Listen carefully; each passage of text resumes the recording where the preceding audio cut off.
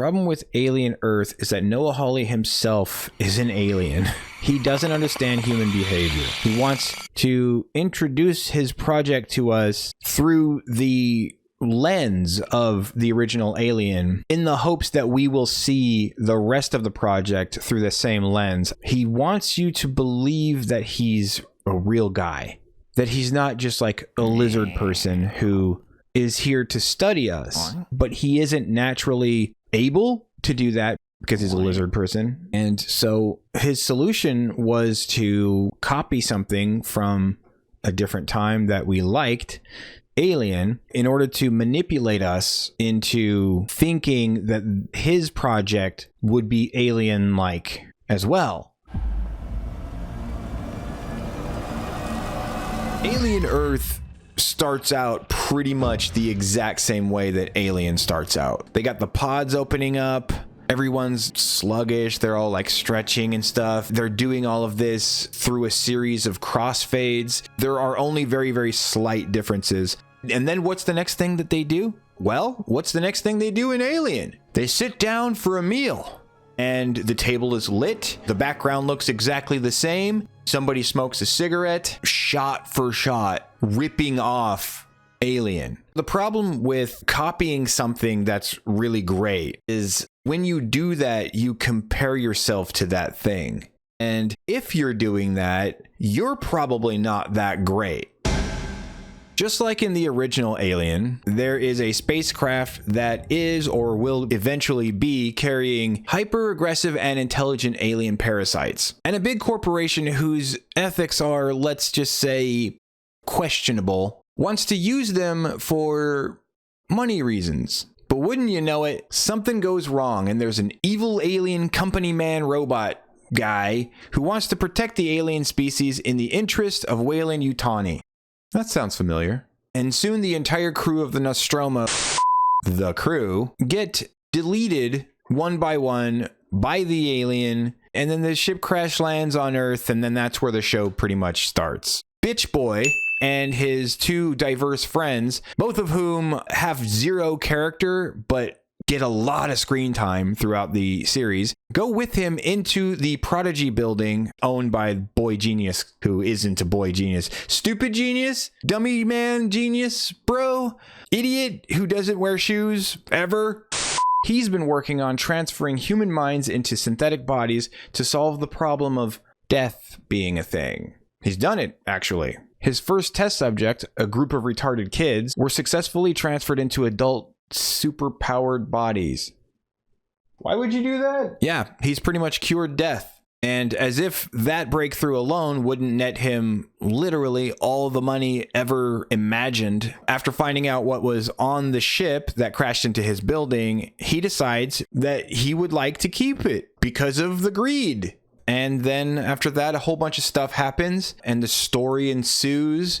And there are moments where you're like, well, that wasn't completely the most retarded thing I've ever seen in my entire life. And then the next thing that happens will be, and then you finish the series, and that's pretty much the whole thing. In addition to it being stupid, it's also very, very Disney. What do I mean by that? Well, you might think I'm talking about the whole Peter Pan and Wendy thing because of Disney, but no, I'm not actually. It's all the woke bullshit that's in the show, including but not limited to pretty much everyone whose male is either stupid, evil, or just a huge pussy, or a combination of those things. Even the male hybrids, like the good guys who are like diverse and everything, they're still male, so Disney of course made them retarded. Are you a robot?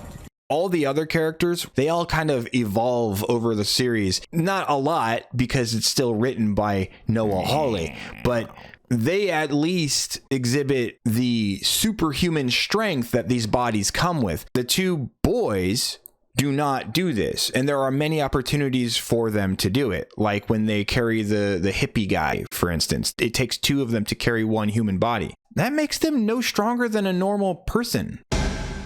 Let's just talk about the Peter Pan thing for a second. It doesn't have any effect on the story in any other way besides the characters' names. It's not like a theme, really. It's just there. And as much as I try to see the mentality that Noah Hawley was possessed by when he made the decision to have them be all Peter Pan-y, I can't see anything that's worth doing that and keeping it going. It's executed horribly. It gets started because Marcy, the little girl who is getting transferred into this body, she looks at the body and she just goes, she looks like a Wendy. Dude, this is a Wendy's restaurant.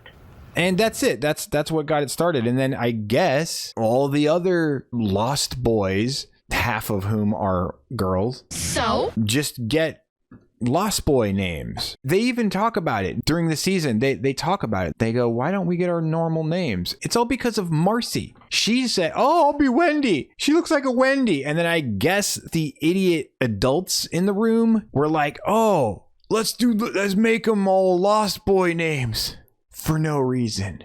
Because Wendy's a normal name, guys. It could have just been Wendy, but we're dealing with Noah Hawley here. These characters are not real characters. They're just different instances of lizard brain Noah Hawley not understanding humanity. This is what I'm talking about. People don't behave this way. Not even stupid people behave this way. Weirdo lizard people behave this way. There's the obligatory way overpowered female lead. The main baddie is a man. Again! Because of course he is. He built an entire ass synth when he was 6 years old. He built a $1 trillion empire. And yet he's too stupid to realize or plan for any of the stuff that he sees Wendy doing. Within like the first couple of episodes, Wendy is showing signs of being able to manipulate computer systems and stuff with her mind. It's not like he took those days off. He was there. He saw it happen. And he planned for them. Not at all. Right from the beginning, like the first thing you see Wendy do is demonstrate incredible super strength. She jumps down off of this cliff face, and when she lands, she barely needs to bend her knees. This is something they have done on purpose to showcase her strength. And then they completely forgot about it for like a really long time with every other character other than the weird looking redheaded chick. And they forgot about it with her all the way up until the very end of the fucking show. And because it's the first thing they show you, you expect it. Like, oh, so she's got superpowers. And then you immediately go, wait a minute, she's a child.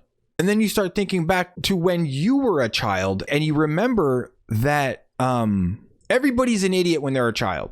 You don't know anything yet. Only a lizard brain weirdo would think it's not a bad idea to give children superhuman bodies and then forget that he did that for the entire show. He's a lizard. I'm convinced he's a fucking lizard. And in addition to that, he sends these multi-billion-dollar experimental tech with child minds into a collapsing building.